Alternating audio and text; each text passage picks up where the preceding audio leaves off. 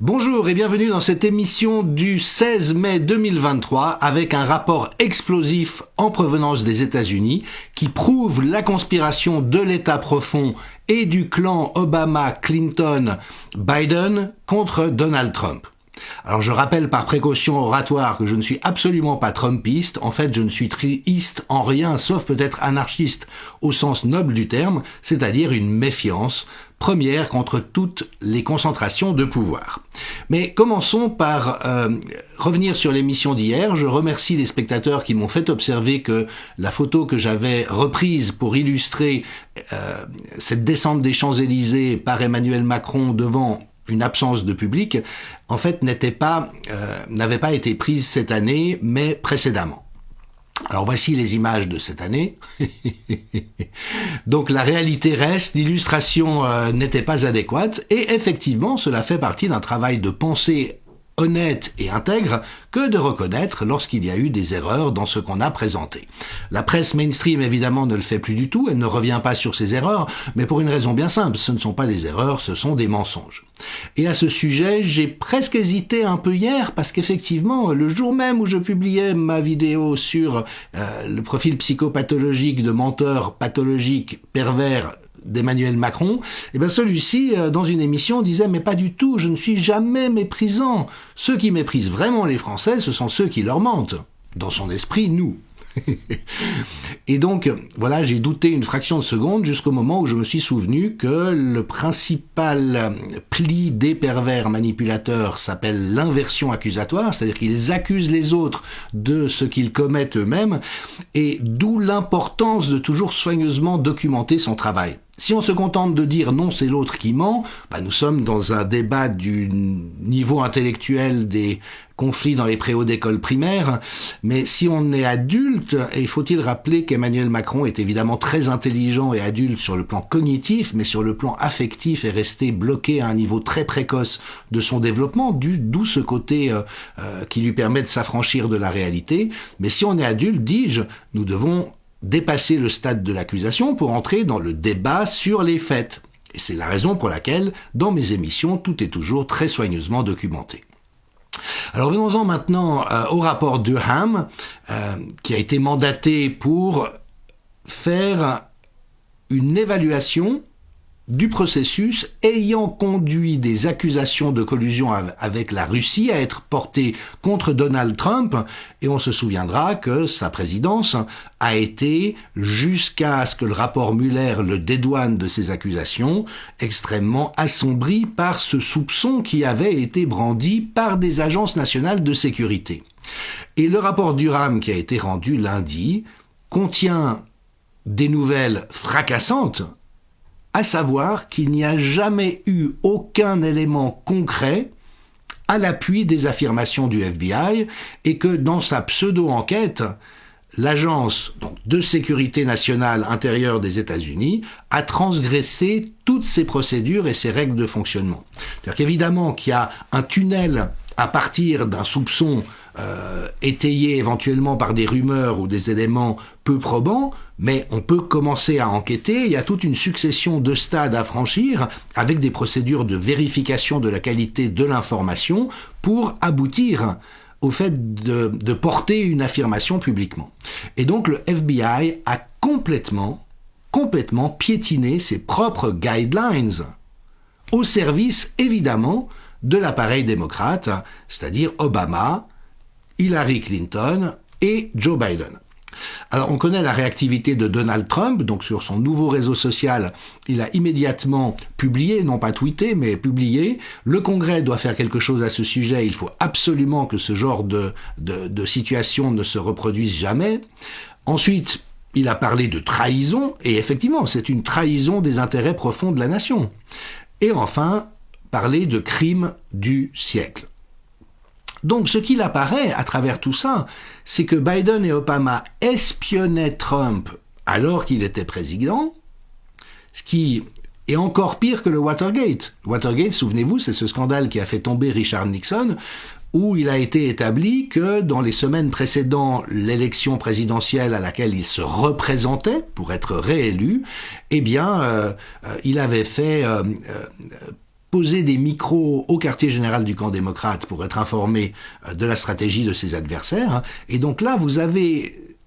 un président et un vice-président sortants qui espionnent un président des États-Unis pour monter une machination visant à le faire tomber. Il y a eu une procédure d'impeachment qui a été mise en œuvre. Donc évidemment que ça va faire du chafouin,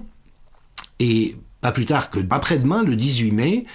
3 lanceurs d'alerte du FBI sont convoqués pour une audition devant le Congrès américain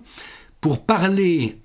des transgressions et des abus dont ils ont été les témoins, mais également des persécutions qu'ils ont subies de la part du FBI pour les avoir révélées. Donc vous savez qu'il y a dans tous les pays des lois qui protègent les lanceurs d'alerte, elles sont devenues inopérantes. On peut voir en France par exemple que Amin Umlil, docteur en pharmacie et juriste en droit de la santé, a été sanctionné par l'État français pour avoir joué son rôle de lanceur d'alerte,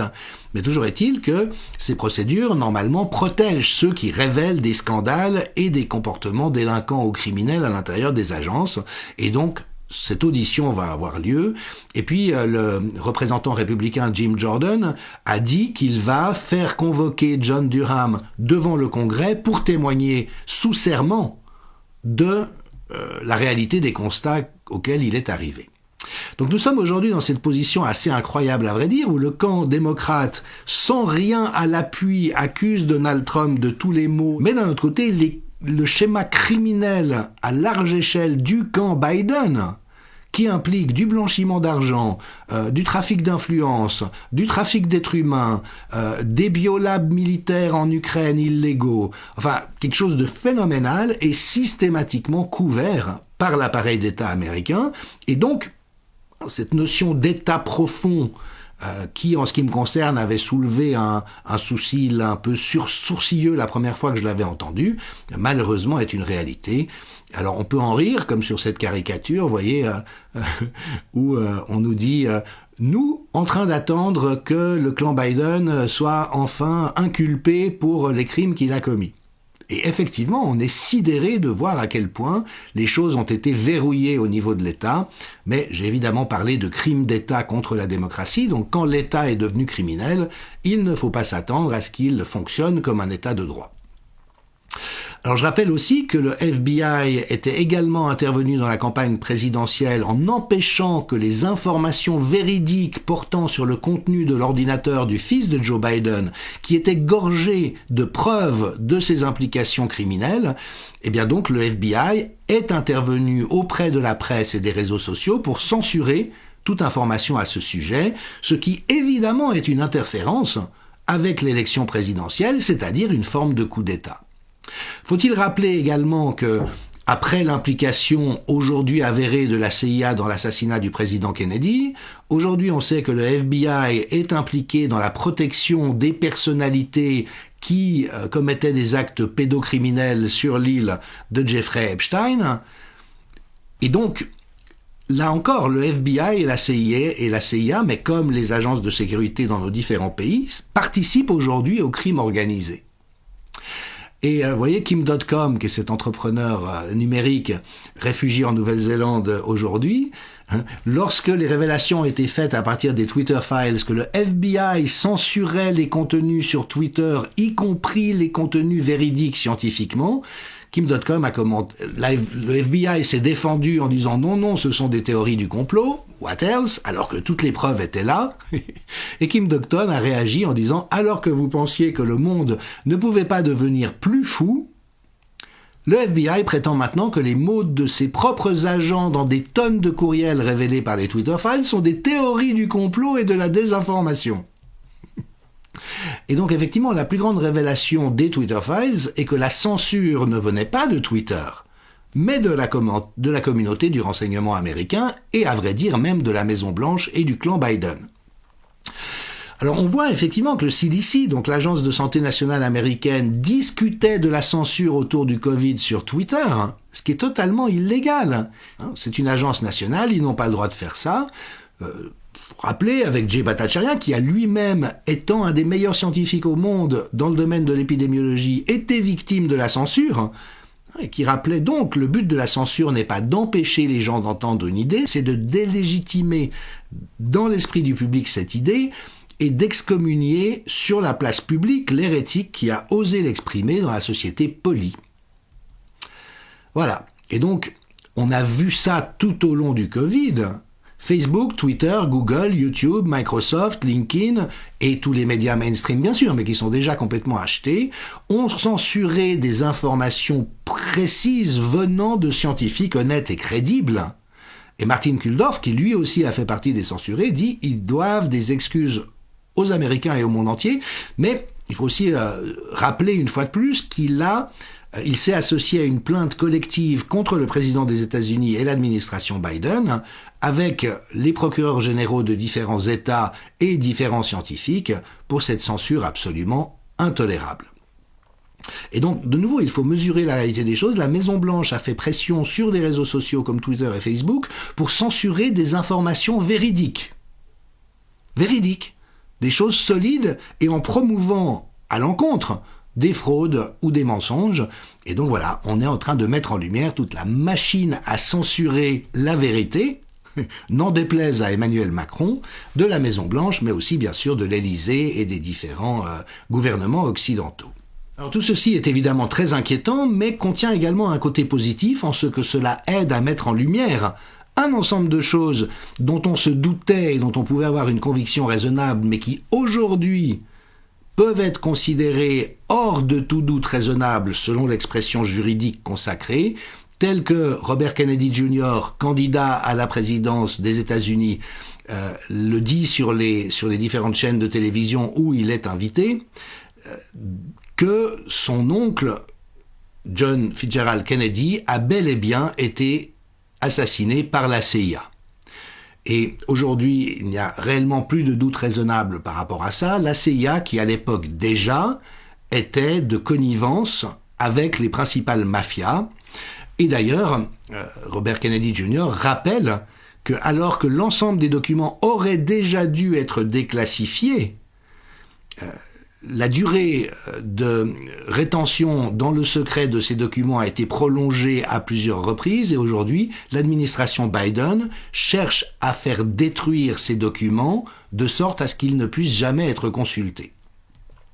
Et donc, comme je l'ai développé dans des émissions précédentes, ceci nous met face à la réalité des crimes d'État contre la démocratie qu'avait dénoncé le professeur Lance DeHaven Smith en montrant qu'il y a aujourd'hui un historique extrêmement lourd de cette criminalité de nos États contre la démocratie et contre leur population, en sachant qu'il y a des officines de propagande dans tous les différents pays qui s'appliquent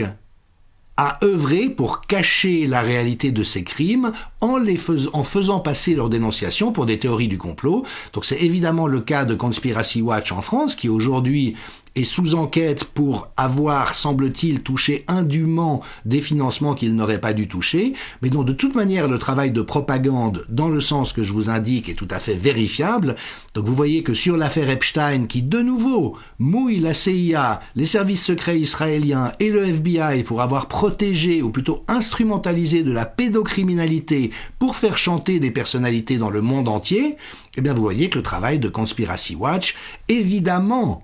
servait à faire passer les révélations de ce scandale énorme et gravissime et posant un danger à l'échelle mondiale comme étant de la théorie du complot. Et faut-il rappeler encore une fois que Conspiracy Watch a été abondamment financé par l'État français, mais également par M. David de Rothschild, qui était l'employeur précédent d'Emmanuel Macron. À demain.